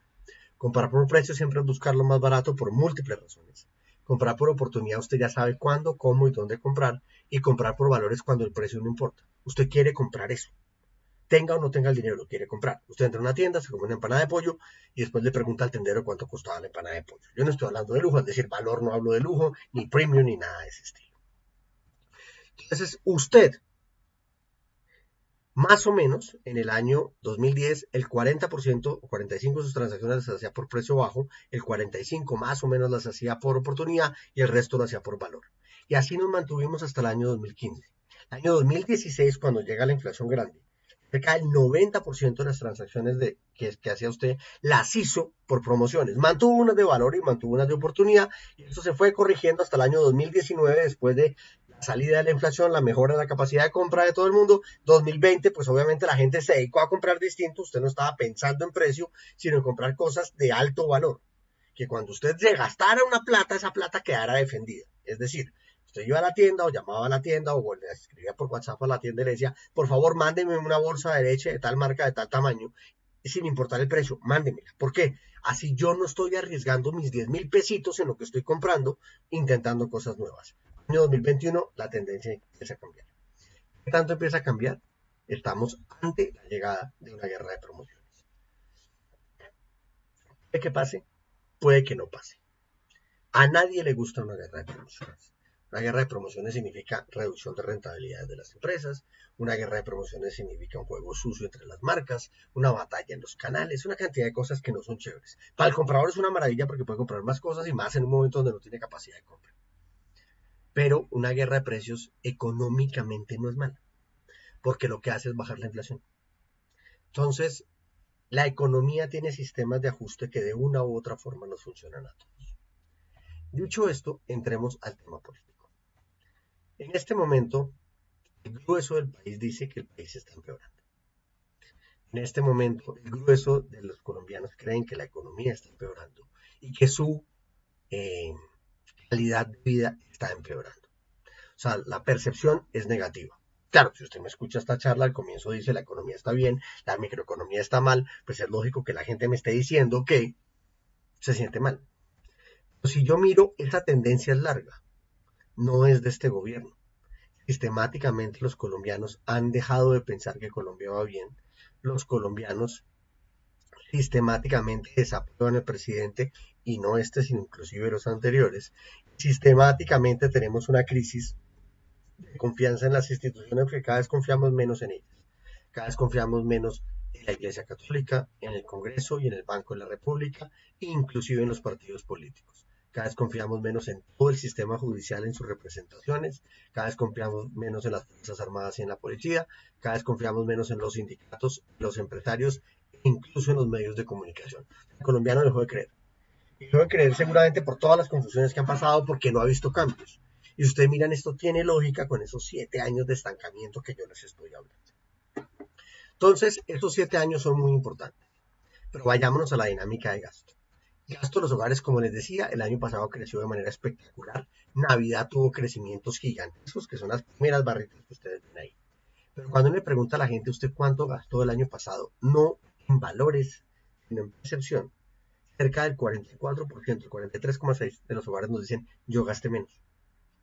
E históricamente en los datos de radar, miren como la línea naranja, que es el tamaño del mercado en dinero, la línea gris, el crecimiento, la línea naranja es el crecimiento del mercado en dinero, la línea gris es el crecimiento del mercado en volúmenes o en unidades, tenía una relación muy directa con la percepción de si la gente estaba comprando más o estaba comprando menos. Pero el año pasado, no. El año pasado se rompió la tendencia. Y esa ruptura de la tendencia es histórica y es rara. A enero de este año, enero, solamente el 6% de la gente dice que compra más, el 69% de la gente dice que compra menos y cerca del 26% de la gente dice que compra lo mismo. Estamos en el dato más alto de autodeclaración negativa de gasto en toda la historia de la medición de radar. O sea, la percepción de gasto de enero fue desastrosa. Y claro, fue enero, les acabo de contar, la super Navidad, el aumento de inflación, la llegada de la temporada escolar, los 40 días sin dinero. Toda esta historia tiene que ver con unas percepciones difíciles, más, evidentemente, la incertidumbre política. Entonces, ¿cuáles son las noticias? Esta es la dinámica del volumen, el gasto de los hogares y esta es la percepción. Miren cómo en los últimos meses se rompe la tendencia y eso nos hace pensar una cosa muy sencilla, que no todos los colombianos están viviendo de la fiesta del gasto. Entonces, hay colombianos en que Colombia realmente está mal y hay colombianos para los que Colombia está bien. Y eso va a causar un diálogo muy difícil entre todas las partes. Dicho esto, juntemos 3 indicadores. Primer indicador, compró menos cosas que el mes pasado, llegando al 69% en enero.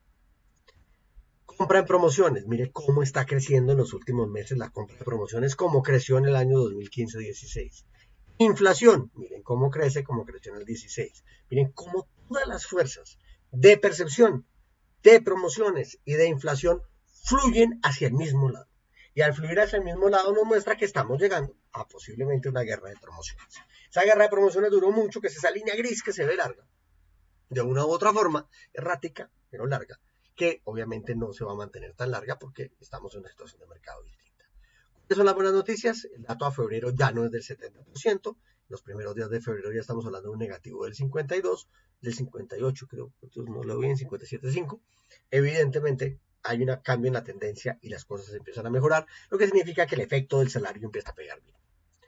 Entonces, cuando le preguntamos a los hogares cuál es el principal problema en su ciudad, miren que la corrupción siempre fue importante, pero ahorita es el tema del día. Como el tema lo metió la política, lo metió la campaña, hoy el tema del día se llama corrupción. Segundo, el costo de vida, que es inflación, es otra discusión. Miren cómo el desempleo ya no es importante. Son las discusiones que usted tiene todo el día en la sala de su casa. Ay, es que esos corruptos y madres que roban. Ay, cómo está de caro todo. Ay, ¿por qué no conseguimos empleo? Pero obviamente la más grande aún para la gente es el tema de seguridad. Son los 4 grandes temas que nos están moviendo. La conversación en la sala de su casa, la conversación con sus amigos, en los grupos de WhatsApp en los que usted esté. Entonces, con esta premisa estamos viendo hacia dónde van las campañas políticas. No en votación, que ese no es un tema en el que Radar se mete, no está interesado en meterse, pero sí en entender al consumidor político. Para entender ese consumidor político, nosotros les preguntamos a los colombianos, 1 a 10, si usted se ubica en izquierda, que es 1, o 10, que es derecha, sin importar por quién vaya a votar ni nada. Simplemente digamos, usted es de 1 o de 10. No, yo soy de 1, no, yo soy de 5, no, yo soy de 6. Perfecto. Usted haga la cuenta en su cabeza qué número es. Listo. Entonces la izquierda es el 1 y el 2. Miren cómo la izquierda viene creciendo en participación en los últimos tiempos, llegando a ser el 15% de los encuestados que nos responden a preguntas.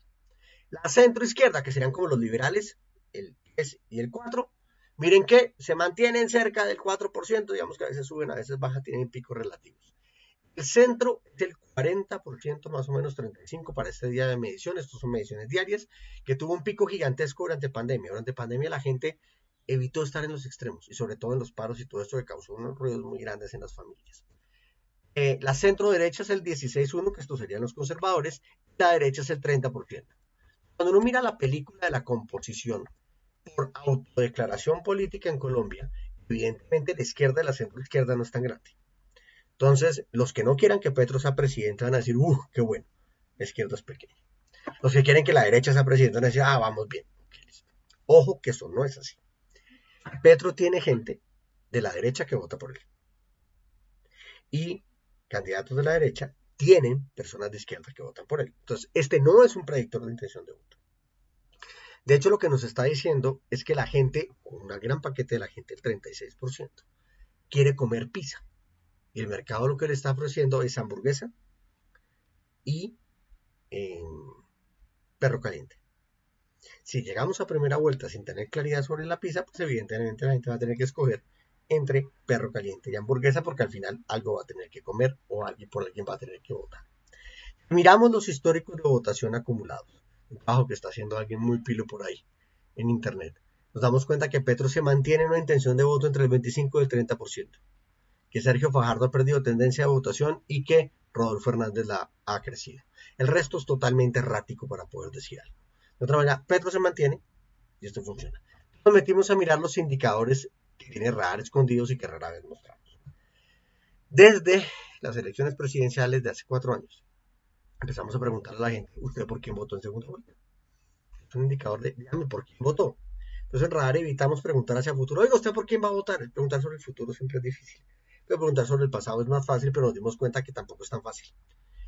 Tan pronto se acaban las elecciones, el 25% de la gente nos dice que votó por Petro y en este momento solo el 10%.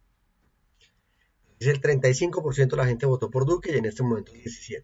Miren que ambos pierden votos. Lo cual significa que pues, no tiene sentido perder tantos votos. Si vienen 4 años entraron más jóvenes a la muestra y este tipo de cosas no tiene sentido. ¿Qué pasó? Cada vez más gente nos declara que no votó, entonces. O nos están diciendo la verdad ahora o nos están diciendo mentiras antes. Cada vez la gente dice no respondo, lo cual digamos que es un indicador relativamente estable, pero cada vez más gente nos dice que votó en blanco. Que alguien nos está diciendo mentiras. O nos están diciendo mentiras los últimos 6 meses o nos dijeron mentiras hace 4 años. Por eso la importancia de este indicador. Este indicador nos permite ver que la gente no mantiene su declaración política. Esto es totalmente volátil y tenemos que aprender a administrarlo. Revisamos en esa base de datos de Radar cuál es la intención de voto por Gustavo Petro. Miren que la intención de voto de toda la población encuestada es cercana al 8% en este momento. Usted va a decir, no, pues yo vi que Gustavo Petro está por el orden del 25, del 30, del 40. Cierto, eso puede ser verdad, porque aquí incluyen los que no van a votar, aquí incluye el voto en blanco, incluye el no sabe, no responde, incluye todo. Aquí lo metimos todo para que la base quedara limpia. y acumulamos esos datos de esos meses de observación. Claramente la tendencia es ascendente. Por estratos tiene una mayor penetración en ingresos en estratos bajos, por generaciones tiene una mayor penetración en gente joven, en izquierda a derecha, de 1 a 10, tiene una muy fuerte penetración en izquierda y muy baja penetración en derecha. Pero aquí les boto dos perlas claves para entender el consumidor político en Colombia. El 40% de las personas que votaron por Gustavo Petro hace 4 años, o que declaran haber votado por Gustavo Petro, hace 4 años, dicen que van a votar por Gustavo Petro. Es decir, 6 no. 6 desaparecen hasta hoy de esa votación. Lo que muestra que mucha de la gente que votó por Petro en segunda vuelta tal vez no son votos de Petro, sino son personas que votaron en contra de Iván Duque o por alguna otra razón particular, y esto hace que sea diferente. Quisimos entender cómo es el espectro de votante en Colombia contra el espectro de votante de Petro. Miren cómo la izquierda en Petro es muy grande, hace casi el 40%, pero en Colombia solo hace el 12%. La centro izquierda, los liberales, hacen otro 35% fuerte en Petro, pero es muy chiquito en Colombia. El centro hace muy poco en Petro y es muy grande en Colombia. La centro derecha, los conservadores, son muy poquitos en Petro, pero ojo, hay gente, tendencia conservadora de calificación 7 y 8 dentro de la escala, que van a votar o dicen que van a votar por Gustavo Petro. Hay gente de escala 9 y 10 derecha dura, que es más o menos el 20% de la intención de voto en Colombia, que votarían por Petro a niveles del 4% de la posible votación de Petro. Hay que entender que Petro ha entrado en todos lados. Sin con esto decir que Petro sea bueno, sin con esto decir que Petro sea malo, sino que entendemos que mucha de la audiencia tiene la preocupación de si Petro va a ser presidente o no. Bien sea porque están de acuerdo con Petro, o bien sea porque no están de acuerdo con Petro, y por eso de otra manera lo ponemos de frente porque no podemos evadir ese tema. A nivel de confianza, está mucho mejor la confianza empresarial y la confianza comercial que la confianza del consumidor. Son dos cosas hoy por hoy distintas, lo cual es un tema claramente importante. Dicho esto, ¿qué le va a pasar a la economía colombiana? Las gráficas las hicimos antes de las publicaciones del DANE. Digamos que la economía se recuperaba en el 2021, eso pasó. Miren, Colombia comparada contra América Latina sale muy bien parada. A nivel de gasto, Colombia se recuperaba en tamaño de gasto en el año 2021, contra América Latina, gasto de los hogares, sale muy bien parada. A nivel de ingreso por persona, Colombia recupera su ingreso por persona en el año 2024. Va a decir, ¿cómo así, Camilo? No entiendo. Vuelvo al punto. Una cosa es el tamaño del pastel y otra cosa el tamaño de la tajada. El tamaño de la tajada vuelve a ser tan grande como estaba en 2019, solo en el año 2023. Y el tamaño de la tajada de gasto de los hogares vuelve a estar en el año 2023. Ingreso en el 24 y gasto en el 23. Esto nos lleva a un dilema de brecha de percepción. Es el que están ustedes oyendo hoy en medios de comunicación. El presidente dice que la economía y el gasto de los hogares se recuperaron y que están mejor que nunca y que la economía colombiana está creciendo y que bla, bla, bla, bla. Eso es cierto. Se logró un récord histórico en crecimiento en la economía colombiana. Más allá del número, logramos salir de un hueco, logramos recuperar empleo, logramos hacer una cantidad de cosas. Lo que hizo la economía colombiana, no solo el gobierno, los empresarios y particularmente los consumidores, que de eso van a escuchar un video mío prontamente, los consumidores hicieron la tarea y la hicieron de una manera espectacular. Pero cuando uno revisa los datos por persona, estos no se han recuperado. A la macro ya se recuperó, la micro aún no. Y esa brecha es el problema. El presidente sale a decir, la economía se recuperó. Ese dato es verdad. Y lo defendemos a capa y espada, ese dato es verdad. Pero 15 millones de mamás dicen, pero en mi casa no. Ese dato también es verdad. Claro, eso no es tan verdad. Porque la mitad de las mamás van a decir, no, yo ya me recuperé, pero la otra mitad de las mamás van a decir que no. Entonces, evidentemente, aquí hay dos tiempos. Y eso causa una brecha de percepción en un momento de elecciones, lo cual no necesariamente es una buena noticia. ¿Cuándo son elecciones? 13 de marzo, se elige Congreso de la República y se hacen las consultas de las coaliciones. 29 de mayo, primera vuelta. 19 de junio, segunda vuelta. Y 7 de agosto, posesión del presidente. Antes de la posesión presidencial se elige presidente del Congreso, que por lo general es amigo del presidente, para que pueda meter las grandes cosas que tienen que pasar en el segundo semestre de este año y en el primer semestre del otro, y tiene que haber una gran alianza con el Congreso. Acuérdense que de una u otra manera Esto no fue claro hace 4 años, donde inclusive el presidente del Congreso, siendo del mismo partido del presidente, de una otra manera se distancia del presidente de una manera por lo menos sorprendente. Segundo, tan pronto llega el presidente a gobernar, tiene que presentar plan de presupuesto para el siguiente año y por eso es que dice que no hay plata, que hay que hacer una cantidad de cosas. Todos los gobiernos han dicho siempre lo mismo. Y se dan cuenta que tienen que gobernar con lo que les deja el gobierno Duque. No porque sea el gobierno Duque, sino que sea el gobierno anterior. Y tienen que presentar un plan de desarrollo en el que tienen que llevar todo su plan de gobierno, un plan de desarrollo, hablar con todas las otras fuerzas políticas y crear un plan de desarrollo. Porque si bien el presidente es electo, inclusive en caso de que sea electo por el 70% de la votación, tiene que gobernar para el 100%. Entonces tiene que meter a las otras fuerzas políticas en ese plan de desarrollo para que funcione y llega a tener plan de desarrollo a mediados del 23. Es decir, los primeros meses de presidente, todos son básicamente anuncios. Se harán algunos decretos con algunas cosas que pueden pasar o no pasar, pero son anuncios. Pero tan pronto llega el próximo presidente, del color que sea, del tamaño que sea, del pensamiento político que sea, todos los organismos de control, inclusive el Banco de la República, están nombrados a 2, 3 o inclusive 4 años. Entonces, seguramente ustedes han escuchado una cosa con la que yo no estoy de acuerdo, que más de un periodista y medios de comunicación están diciendo.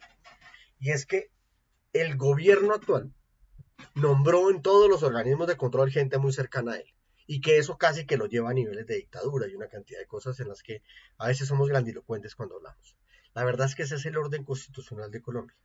El presidente saliente deja nombrados los organismos de control para que el siguiente presidente no se dedique de una u otra manera a pensar en mirar hacia atrás, sino en mirar hacia adelante, y cuando vaya a salir nombre otra vez sus organismos de control y el siguiente presidente puede hacer, que son los pesos y los contrapesos de la Constitución. Entonces, de una u otra manera, sin importar quién sea el próximo presidente, la institucionalidad colombiana va a seguir y todos tenemos que apoyar a quien se hace presidente porque al final somos todos los que salimos beneficiados.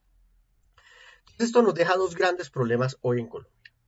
Uno, el déficit fiscal, que afortunadamente va a ser mucho menor al final del cierre del año por un mayor recaudo tributario y por un mayor crecimiento económico, lo cual es una buena noticia para el déficit fiscal, que significa que estamos de una u otra manera gastando más del ingreso que tiene el Estado. Como economía, yo ya los había mencionado, estamos desafortunadamente importando mucho más de lo que exportamos. Entonces tenemos dos déficits al mismo tiempo. Si ustedes miran, estos dos déficits hacen que la economía no pueda crecer. Si uno pone el crecimiento de la economía contra esa gráfica, se da cuenta de cuando los déficits son muy fuertes, los déficits son gemelos, hacen que la economía se vaya para abajo. Claro, en 2020 se va para abajo por los aislamientos, pero miren cómo en el momento que tuvimos los grandes déficits hacen que la economía no pueda despegar. Estas dos cosas son malas noticias. Y estas malas noticias nos ven buenas por el otro lado. A nivel de gasto de los hogares, todas las categorías de gasto crecen. Y ese crecimiento nos lleva a estar a los mismos niveles de 2019. O sea, 2022 a nivel de gasto de los hogares va a funcionar. Entonces te va a decir, pero Camilo, ¿por qué cierra con gastos si estamos hablando de macroeconomía? Entendamos la lógica. Las personas tienen empleo. Las personas gastan. Al gastar, compran en el comercio.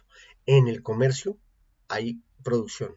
En la producción hay empleo y esto es un círculo virtuoso.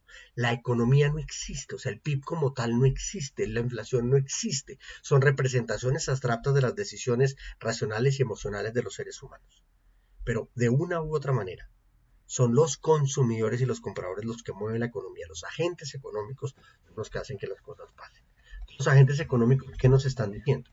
La estructura de gasto de los hogares del año 2022 va a ser idéntica a la de 2019 o casi idéntica, porque durante el año 2021 y el 20 nos jalaron, nos apretaron, nos hicieron todo el daño posible y tan pronto nos soltaron, queremos volver al punto de origen. Y al volver al punto de origen, lo que de una u otra manera queremos es volver a un momento de tranquilidad. Porque en 2020 nos aislaron, eso fue una privación de libertad, obviamente por salud, pero fue una privación de libertad. Y esa privación de libertad nos afectó a todos de manera muy profunda. Dicho esto, pensemos que Colombia es un avión. Es un avión que es una economía dedicada a la minería, que tenemos un alto nivel informal, que tenemos un gasto público alto, muy alto, el 18% es un gasto público alto, tenemos una población que se envejece, tenemos migración y ya hemos vivido crisis. Entonces, ¿qué vientos tenemos de cola? Es decir, ¿qué vientos van a hacer que la economía crezca? Uno, la estructura constitucional. Toda la carreta que les acabo de echar sobre lo que puede pasar con el presidente muestra que la institución va a estar por encima de quien sea el presidente. Segundo, siguen llegando venezolanos, hay más mercado, hay hay más demanda, estas son buenas noticias. Tercero, el mercado financiero internacional le cree a Colombia y le va a seguir prestando para ayudarlo en este momento. Cuarto, sin venezolanos nuestra población crece, lo cual es una buena noticia, cosa que no pasa en Venezuela. No crecen bueno, en Venezuela tampoco, en Venezuela ni en Europa crece la población. Y estamos en unas tasas de interés bajas, como se las mostré, que pueden subir, pero igual van a mantenerse bajas. ¿Qué vientos tenemos de frente que no nos van a dejar crecer? Uno, tenemos un nivel de deuda muy grande, a nivel de gobierno y a nivel privado, entonces todos los meses nos toca sacar plata para mandársela al mundo y pagar esa deuda, lo cual afecta la devaluación. Segundo, vienen elecciones, eso genera incertidumbre. Tercero, tenemos el déficit fiscal y el déficit comercial que no nos deja crecer. Y finalmente, la inflación y la devaluación son motores difíciles. ¿Qué nos da tranquilidad? Uno, es muy difícil meter una reforma tributaria este año, por más que algunos candidatos la están planteando. Lo que había en este año es la implementación de la reforma del año pasado. Segundo, se va a prender el motor del petróleo. Eso es una gran noticia en este momento. Tercero, está el Banco de la República y otras instituciones económicas que aseguran que este país va a seguir andando. Y cuarto, los hogares ya han vivido crisis económicas. Si miramos ese avión, ya no como una economía, sino como el gasto de los hogares. Nos damos cuenta que el gasto de los hogares se hace 50% en el comercio formal y 50% en servicios, el 70% de las compras del comercio se hacen en canales informales y toda la carreta que ustedes conocen de Colombia, también tenemos unos vientos de cola. El aumento del salario. Tenemos unos hogares bien endeudados y con capacidad de endeudamiento, el crecimiento poblacional, que hay una búsqueda de nuevos formatos de compra. La gente está buscando tiendas de cercanía, la gente está buscando internet, la gente está buscando domicilios, la gente está buscando una cantidad de cosas que no profundizamos en esta charla, pero es importante. A nivel de combustible tenemos claridad en que más de la mitad de la población tiene una buena capacidad de compra y endeudamiento. Esto significa que la otra mitad no, que tenemos que ayudarla y que hay que apoyarla y para eso está el gasto público y las políticas públicas. Segundo, que hay una expansión enorme de tiendas y portales en el comercio, lo cual facilita las compras y la generación de empleo. Y tercero, que las marcas tradicionales son fuertes. Marcas que tienen más de 10 años en el mercado están haciendo la tarea. Y, es raro, pero hay que regalar un ñapa. ¿Qué vientos tenemos de frente? Claramente los altos costos para las empresas, y eso va a generar inflación y devaluación creciente, lo cual nos va a llevar a una guerra de promociones, como ya lo había mencionado.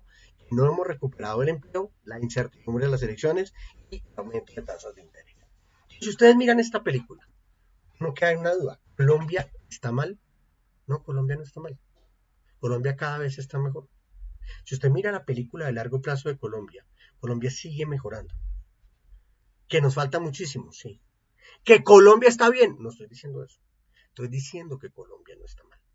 Que logramos pasar una de las crisis económicas, sociales y políticas más grandes que haya vivido el país, con problemas muy profundos, con pérdidas de capital muy grandes, con pérdidas de vida básicamente invaluables para nuestra sociedad, no solo por el tema de la enfermedad, sino por todo lo que ocurrió a nivel económico.